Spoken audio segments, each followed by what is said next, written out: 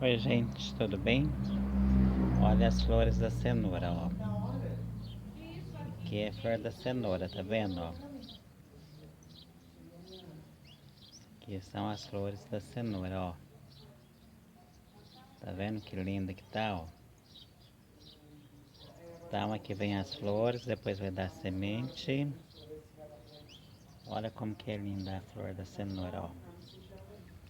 Isso aqui é um pé de cenoura, tá vendo, ó? Aqui, ó, ela vai dando as flores dela. Aqui tem outra. Aí aqui embaixo ó, é cenoura, ó. Tá vendo, ó? A cenoura tá aqui embaixo, ó. Aqui é a cenoura, ó. Aí a cenoura vem, ela cresce, vai dando esse pendão dela e começa a florir, ó. Tá vendo? Aí são as flores.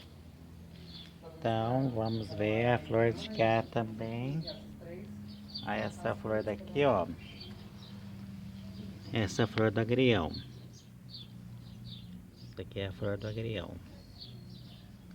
A flor do agrião, ela é amarelinha, ó. Bonitinha, bem delicada.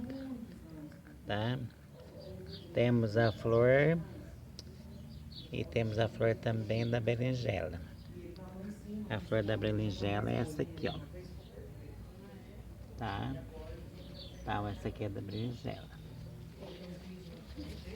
Ah, caiu. Então, a flor da berinjela, ela é assim, ó. Essa caiu. Então, essa é a flor da berinjela. Tá? Do agrião, berinjela. Agora vamos ver a flor do pimentão, né? Então, hoje estou mostrando as flores. Essa aqui, ó, é a flor do pimentão. Ó. Essa aqui é a flor do pimentão, tá vendo? Então, o pimentão não vai demorar a dar fruto também, tá? Então, vocês fiquem com Deus. Um grande abraço. Deus abençoe a vida de vocês, tá? E a casa de vocês. Então fica com Deus, um grande abraço, tá?